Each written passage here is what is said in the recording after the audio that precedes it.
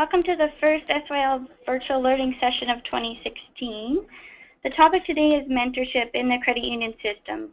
My name is Ashley Kennedy and I am the chair of the SYL committee, and I work in the accounting department at SAS Central in Regina. I've been in the credit union system for just about 3 years, and this is my second year on the SYL committee. So we're very excited to offer this session today, and thank you for your continuing to support the SYL and taking the time to attend today's session. So today is meant to introduce and reiterate the importance of mentorship, as well as share some background and connections on how you can become involved in mentorship within the credit union system. Please, again, use the chat function to ask any questions, and then we'll take time at the end of the session to answer those questions. So walking through the agenda, I'll take you through a short update on what you can expect from SYL in 2016, as well as introduce our new committee members. I'll then give a brief overview of mentorship in the credit union system, providing some examples of how you can be part of formal or informal mentorship. And then through the last part of the session, we're going to have some speakers. So Eric Dillon unfortunately sends his regrets today, and he wasn't able to attend today's session. So instead, we are happy to have Russ Siemens from Innovation Credit Union to step in for Eric. We also have Corvin Neufeld from Cornerstone Credit Union with us. Corvin and Russ will share their perspectives on mentorship throughout their careers. Finally, when you attend SYL events, we want to ensure that you have an implied learning piece so that you can use the information from the session in the future. Today, at the end, we'll share a short action plan that you can use as a takeaway to help plan for how you want to become involved in mentorship in the future. So we're going to start real quickly with a first of 3 polling questions that you'll see throughout the session. So I'm going to bring up a question on your screen. Please take a couple minutes to respond to the question, and then we'll share the results at the end.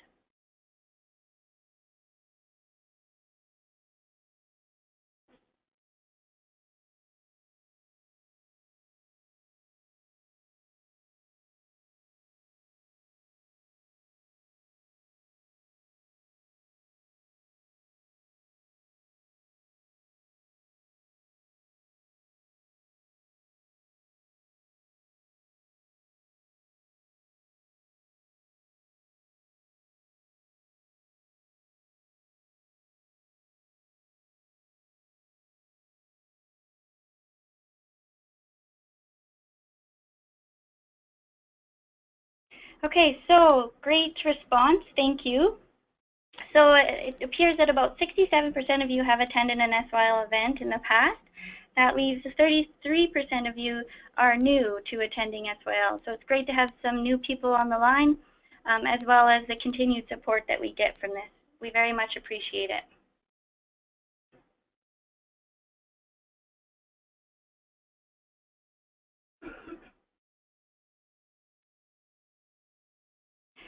So our SYL committee members, we have 9 members, and we're excited to welcome 4 new committee members this year. Brittany from Crossroads Credit Union, Darren from Looseland, Summer from New Community, and Naomi from Connexus. We held a planning session in January to start the year and to get to know our new committee members. We're very excited about 2016 and the ideas and perspectives that our committee brings to the SYL community. If you recognize any of the committee members here, feel free to reach out to them at any point this year with questions or comments.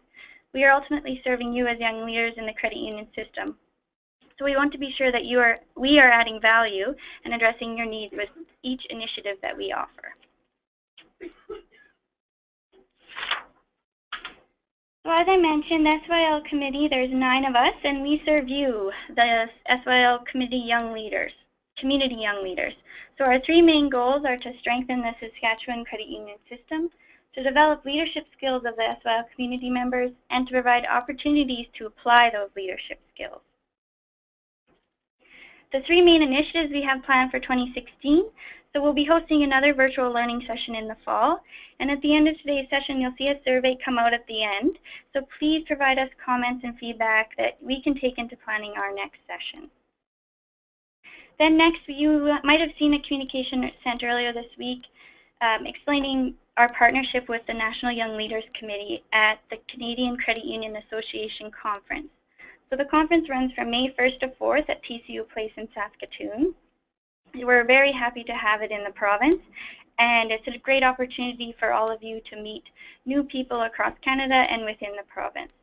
So the first 2 days of the conference focus on the CU Next Gen Leadership Intensive, and the CU Next Gen is a leadership development program. It's hosted by the NYI Committee, which provides a unique opportunity to develop young and emerging leaders by preparing them to be next senior decision makers in our system.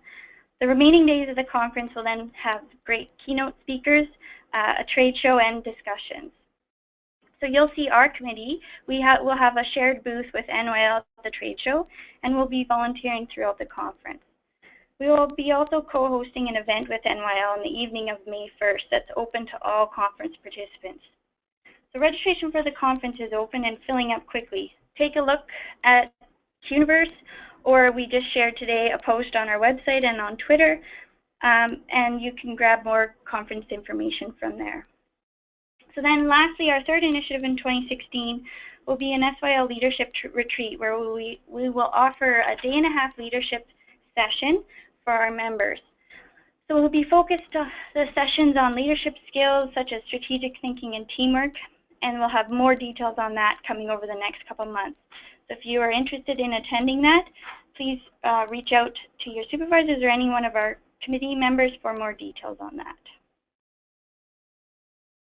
Okay, so we have the second and third polling questions. And I'll go ahead and share the first one. Same as before, answer the question and then I'll share the results. So I'll give you each 1 or 2 minutes per question to answer.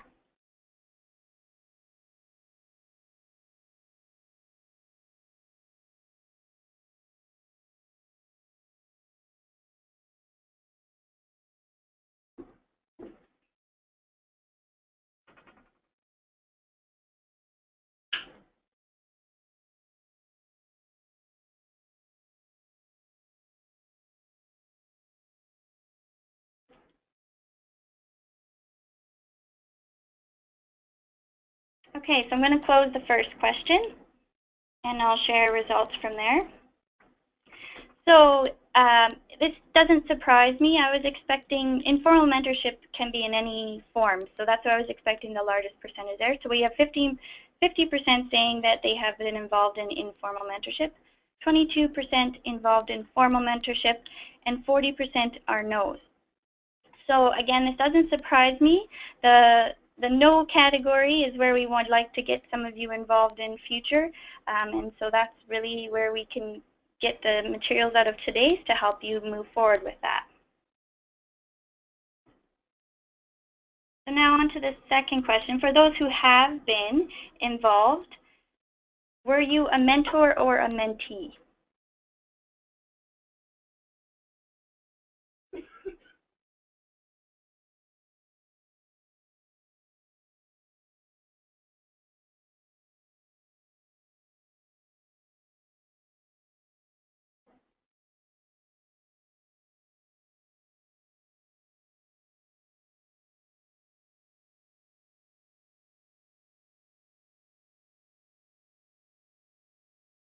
Okay, so the results, 41% of you have stated that you're a mentor and 85% mentee.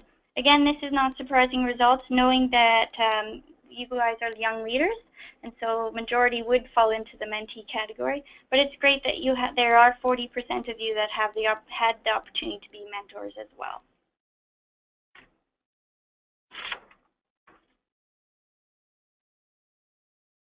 So now we move into the meat of our session. So as we mentioned before, mentorship can be formal or informal. And informal mentorship has very little structure and often begins when 2 people meet and discover that they have common interests. So informal mentorship may last a long time and is more of an emotional commitment. It often focuses on the mentee's goals, and really it's about having a long-term relationship and friendship at work or personally. So formal mentorship is structured and it is based on objectives. It is measured and often would be between 9 to 12 months, but again can be longer or shorter depending on how the objectives are set out. So there are many benefits of mentorship for both the mentor and mentee. For the mentee, Mentorship allows the mentor to give back. For the mentor, the benefits. And it's both to the credit union and to the mentee themselves that mentor is helping. It allows them to build listening and communication skills. It encourages the mentor to share the knowledge that they have gained, and it also increases the mentor's sense of self-worth. It strengthens interpersonal relationship skills, allows the mentor to learn about other departments in their organization, and then all across the credit union system as well. And finally, it can help re-energize the mentor's career and provide more personal satisfaction. For the mentee, the benefits could include increased self-confidence. It helps that person plan their career and take control of their career. And it teaches the mentee to speak up and be heard and to share the information they have also learned. It also allows the mentee to receive feedback and then learn how to receive that feedback. It also provides networking for the mentee for their career, and it helps the mentee understand their organization, their credit union, and what the cooperative culture truly means. And in the end, there is also benefits to the credit union system and to the credit union organizations, each individually. So it shows that the credit unions value their employees, and it fosters a very loyal following from the employees. It results in positive work environment, builds leadership skills, and strengthens the relationship between the employees, both, again, within the system and across, within the organization and across the system. So you will have seen, I've shared some materials with you today. So 2 of those materials relate to the National Mentorship Program. So I'll get into that in a little bit, but if you want those for the future reference, you're very much welcome to take them. How do you get involved in mentorship, specifically in the credit union system? So there's a number of ways. So for the formal mentorship, the 2 documents that I shared, the CCUA offers a great mentorship called the National Mentorship Program. And so the program, what it does is it matches mentors with employees outside of their own credit union who want to excel in commercial and agriculture lines of businesses. So the program is applicable to all young leaders in the system, no matter whether you are new to the system or experienced and just want to build some knowledge in either of those business lines. The program runs from April to October each year, and CCUA is actually currently accepting applications to its program. So applications are actually due next week. And in the documents I shared, there's information on how you can apply and become involved in this program, either as a mentee or as a mentor. So then there's also lots of other opportunities within the credit union system for young leaders. And so many credit unions offer their own mentorship program. And before the session, I asked a few of my contacts in the system to find out what programs were offered. So as you can imagine, most of the larger credit unions offer their own mentorship program. For example, Innovation, Connexus, Cornerstone, and Affinity are just to name a few. There's also other credit union programs that offer programs to their employees as well. And each of the credit unions I contacted had a unique program, but were based on the same foundation of mentorship. Another option for mentorship is co-op camps that are offered in the summer. So the co-op camps, they're inspired by the core values of cooperatives, and they help connect youth all over Saskatchewan. Credit union employees can apply to be staff members at the camps, and it's a great opportunity to expand your reach within the cooperative system and to help develop the youth of Saskatchewan. Finally, for informal mentorship, there are endless possibilities to provide peer-to-peer coaching to harder coaching techniques or one-on-one meetings. Maybe your employees, you meet with them on a monthly basis, or just someone within your organization or outside you want to meet and keep in contact with to further your career. So feel free to reach out to your HR departments to find out what opportunities your credit union has, or use one of us. We are willing to do a little background work to find out what you can become involved in for mentorship. So now we're going to hear from Corbin and Russ, and they will share each of their own perspectives. I'm going to run through a brief bio of each of them, and then we can get into the meat. So Corbin is a VP of People Solutions, Governance and Strategy at Cornerstone. He's been with Cornerstone since 2000, and prior to that he worked for South Central in a variety of different HR consulting positions. So Corbin has had a privilege of being mentored by some exceptional leaders throughout his career. More recently, he's had the opportunity to share his experience as a mentor 3 times through the National Mentorship Program. And thank you, Corbin, for offering to be part of our session today. Russ is the director on the boards of Innovation, South Central, and Concentra Financial. He is a former principal at Swift Current Comp High School and Waldeck School. Prior to his retirement, in June of 2014, he provided leadership to the school system in developing and teaching online classes for high school students. Russ is a second-generation credit union director, as his father served on the board of Herbert Credit Union.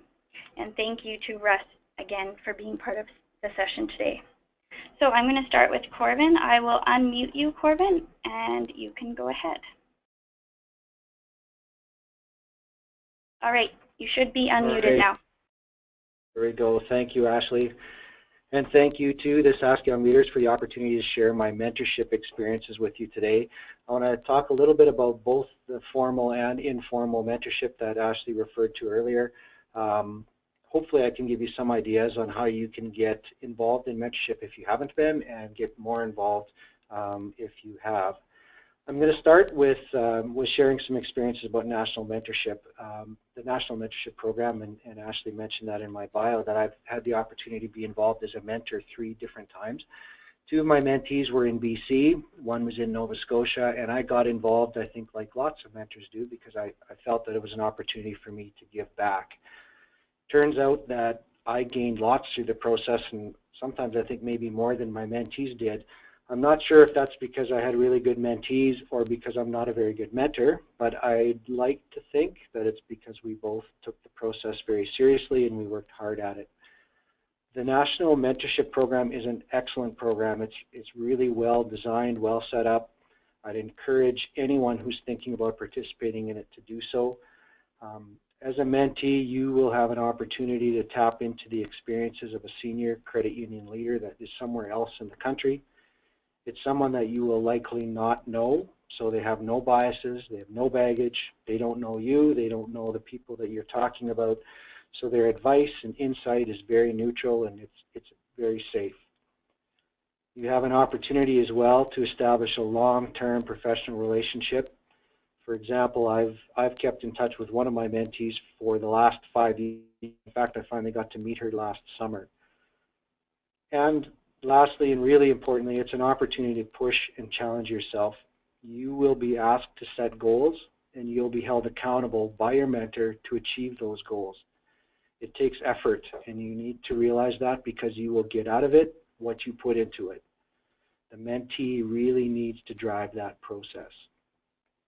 Now, if you're on the other end of the spectrum, which basically means you're older like me, being a mentor is very rewarding.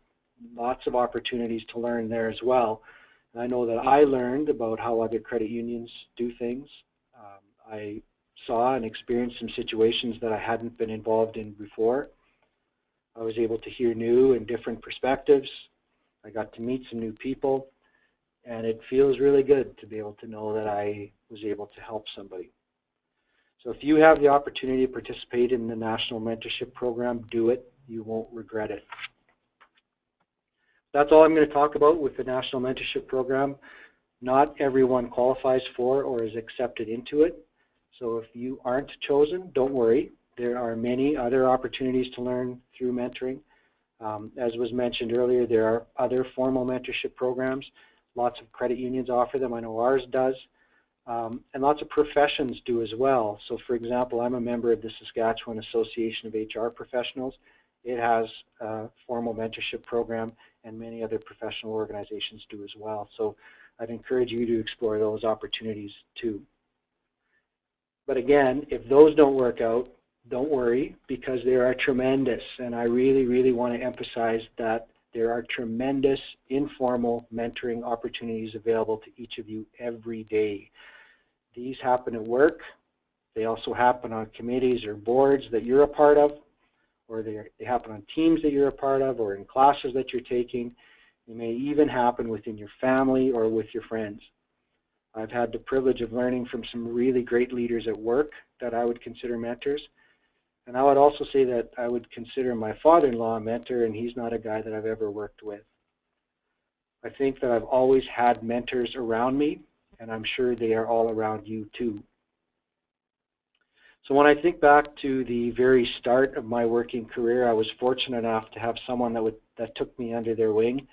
He gave me opportunities, he shared experiences, he challenged me, and I probably have him to thank for the career that I have today.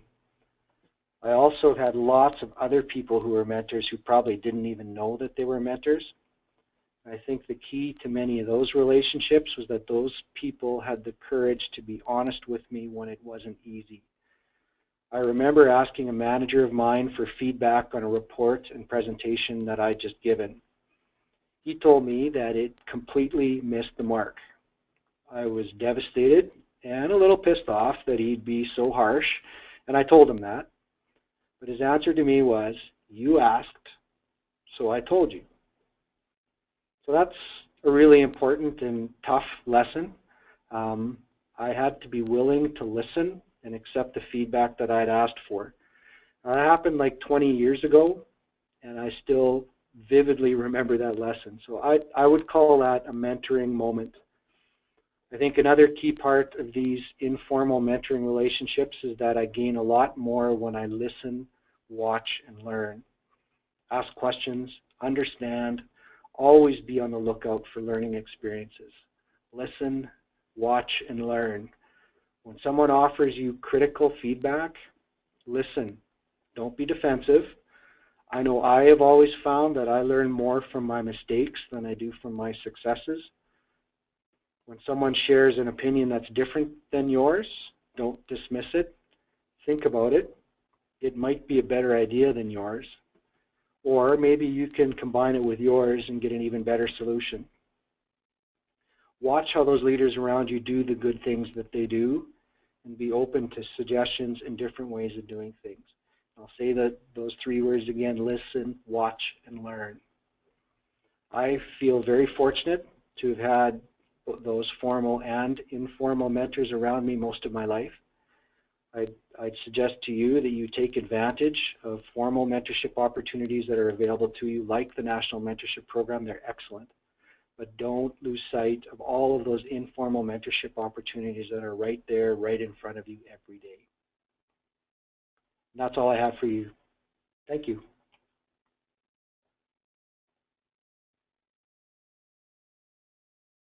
Thanks, Corvin.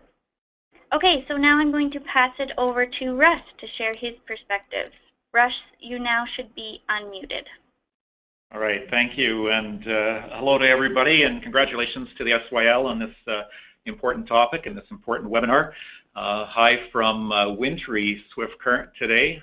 We're just getting ready to host the World Women's Curling Championships, so if you're watching TSN during next week and watching the curling, I'll try to take a bottom row seat so that I can wave at you. But just thanks, Corvin, for those thoughts. My thoughts will be very much aligned with that, and thanks for the opportunity just to share some of my thoughts on mentorship. The first question that I was asked was just to share an experience, and my first experience with mentorship isn't necessarily a positive one, and that is that I have a career in teaching, and I was teaching for a couple of years in a community in Saskatchewan, and after 2 years of teaching, there were 5 of us in that school system that left for leadership positions, and in the school system that would be principalships. 5 people left. And a couple of months into my tenure in my new job, I received a survey from the previous school division asking why I left and what would have taken to keep me. And my response was very clear to them, and that was that in the 2 years that I had spent in that system, I had had great opportunities for informal mentoring, but no one had ever spoken to me about in a formal way about the opportunities that would exist for me in that system going forward. And you know, it wouldn't have taken much to have a conversation with me to just encourage me to stay in that system. So myself along with 4 others left that system. So when I moved into my new leadership roles, one of the things that I looked at establishing was a mentorship program that would allow employees particularly to have access to mentors and for purposes of retention. But as I grew the mentorship programs and grew with the mentorship programs, I realized that they're much more than just a retention strategy. And today I believe that mentorship programs, clearly getting involved in the mentorship programs, helps us to understand the new workplace dynamic. And I describe the workplace dynamic as being one of thoughtful relations between all workers, employees, and even amongst board members. And so thanks for the invitation to be able to share with you today. So mentoring gives us an opportunity to understand that new workplace dynamic. Part of that new workplace dynamic is a focus on engagement. You're very familiar with that. Mentorship gives you an opportunity to build bridges so that those engagement scores will increase. The new workplace dynamic focuses on communication, and some have even described it as communication on steroids. And mentorship programs give us the opportunity to be involved in extensive communication. Mentorship programs and the collaboration with mentorship programs are also a key to the new workplace dynamic. Also, professional growth and exposure to senior leaders. A mentorship program will give you access to senior leaders, and it's a bit unusual to have that access, and in the absence of a mentorship program, you probably wouldn't have that same access. So mentorship programs are strong in that regard. And then just finally, the workplace dynamic of shaping mid-level managers into leaders. So as you're listening to this, and if you're calling in, and if leadership is something that you're interested in, it will probably be at a mid-level that you will begin, mid-level manager. And to be involved in a mentorship program, I believe, is going to be critical for you to be able to be successful in the role that you would have in managing others. So that would be the way that I would describe some of the experiences. And so the second question that you've asked me is, what benefits have you received from mentorship?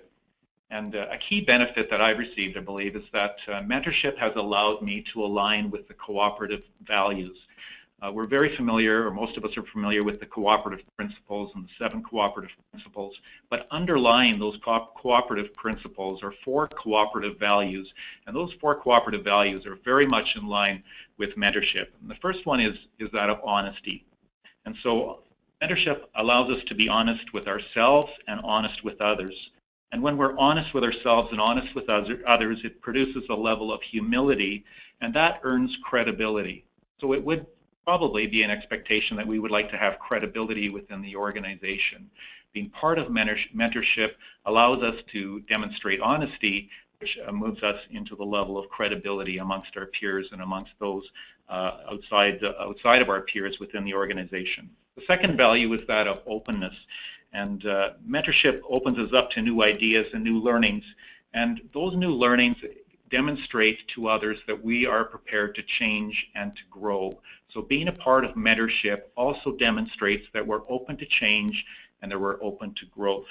A couple of more values, cooperative values. The one is social responsibility, and that is just making communities successful and sustainable. So by participating in a mentorship program, I believe I was able to live out that idea of helping the organization to grow. And then the last value, cooperative value, is that about caring for others.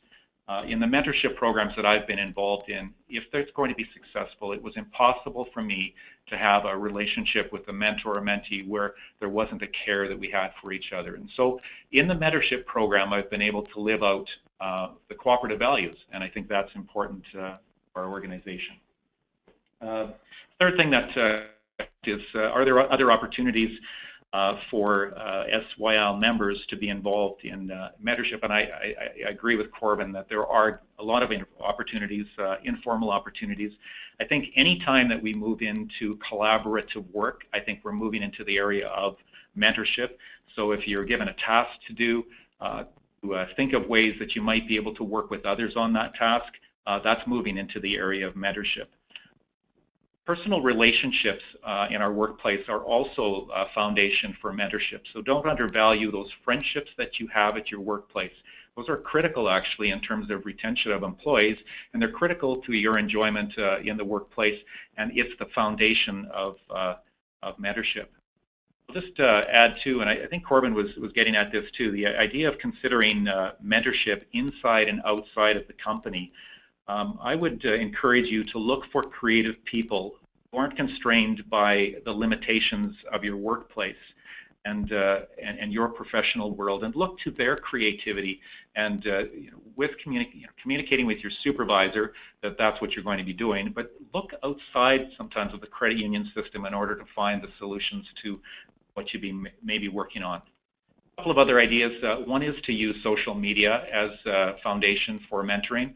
LinkedIn, if you're not on LinkedIn, I would encourage you to become a part of LinkedIn. There's some great opportunities that you have there to begin a mentorship process of engaging with others in terms of research and development.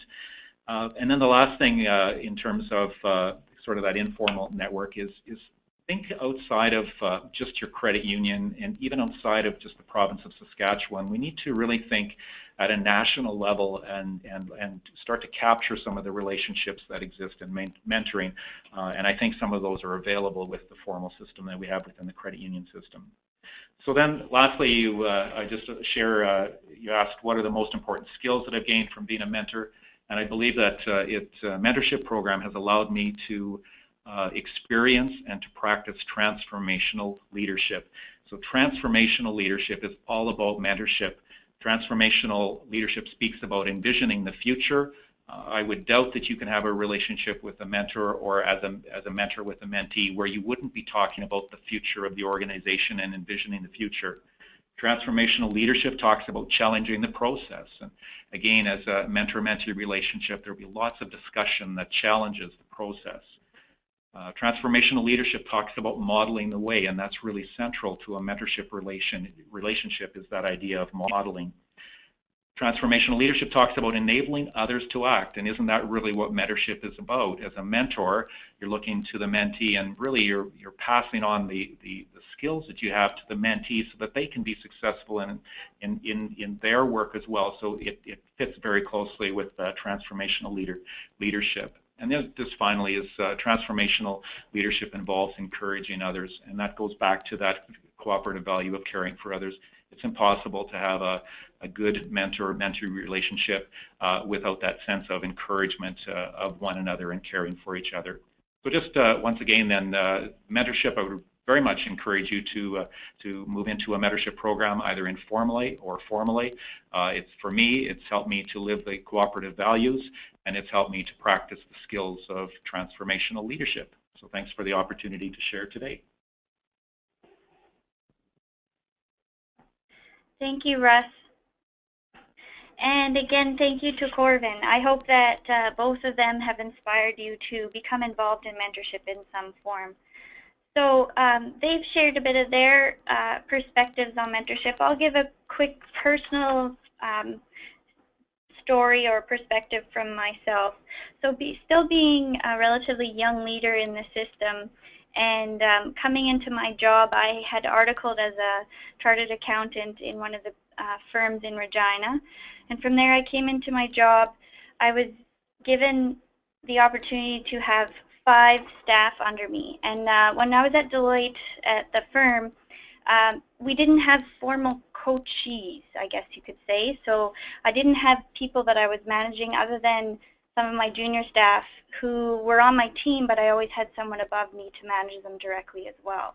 So coming into my role at SAS Central, I was given 5 employees. And at SAS Central, we really are encouraged to have one-on-one meetings on a monthly basis with our staff. So what that has given me the opportunity to do is to learn about the staff that I'm working with and coaching, because each of them will be having opportunities or different experiences. They each have different communication styles, preferences on how they want. So it really comes down to understanding the people that you're coaching, that you're mentoring, in order to benefit both from yourself in learning from them and benefit the people that you're helping out. And again, both Corvin and Russ touched on reaching outside of the credit union system. So even for myself in the profession, with our chartered professional accountants, they offer mentorship programs through that. So if you have opportunities to be involved outside of the system, take that, learn from it, apply what you can at work and within the system, and it will better us all in the end. So I want to take the opportunity to share any questions with you. if there were any questions that came through to Darren and Sheena, I will unmute each of you, and then we can pose those. Or if you have questions, please, you can use the hand tool, and I can answer those as well.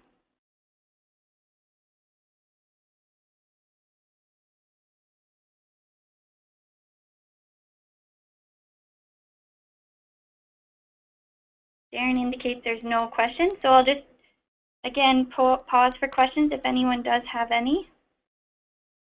Again, use the chat function or the hand function if you need to.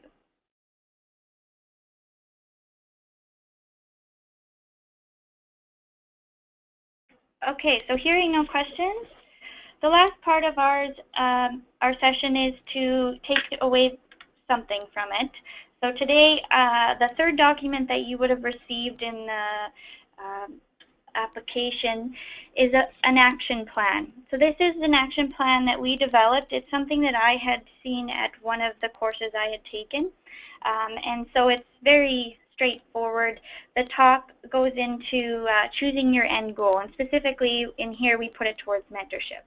So jot down something here that you want to specifically reach towards. Maybe it's you want to pair yourself up with a mentor within your own credit union, or maybe you want to stretch it and go outside your credit union. Or maybe the goal is to apply for the mentorship program and become involved with that through CCUA. Underneath that, you'll see there's a step 1 and step 2. So step 2 and step 3. So step 2 relates to what you plan to do each month. So this is just set out for 3 months at a time. You can expand this as you need. And so each month you're going to kind of progressively start easy and then build that up as you need to get more complex throughout the month. And then the third step is to imagine the success. So what does each month, what do you expect as outcomes for each month? So if we were putting this through that your goal was to reach out and become either a coach or a coachee with one of your staff members, and take the opportunity to have it outside of your department, or maybe someone that's you're not a supervisor for, or they're not a supervisor for you, so that you're learning from different perspectives as well. So in the first month, let's say that I plan to set up one meeting to introduce myself, to share what I would like to get out of it. And what outcomes do you want? Again, you want to be able to share, to learn about that person, and to ask them ultimately if they would like to be involved in mentorship. Month 2, what will you do? So you could set out further goals that you plan on having 2 or 3 meetings, or set up regular meetings such as that. And then month 3, maybe you would like to collaborate with them on a project or something to that matter. So this is really your document to take. It's specific to mentorship, but can be used in any thing, work or personally, that you would like. So we appreciate any feedback you have on this. It's probably something you've seen before, and you will see again with SYL that we like to have this end piece takeaway that you can use in the future.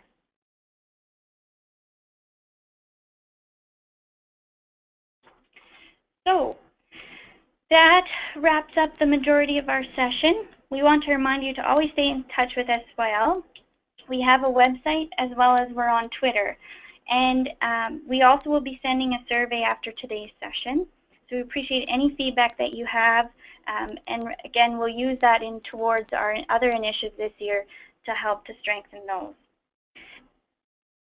You will also be getting you'll be getting the survey afterwards. It won't show up right when you log off. You'll be getting that through email. Finally, I just want to quickly touch back on the action plan. So as I said before, as a committee, we're committed to providing you the tools.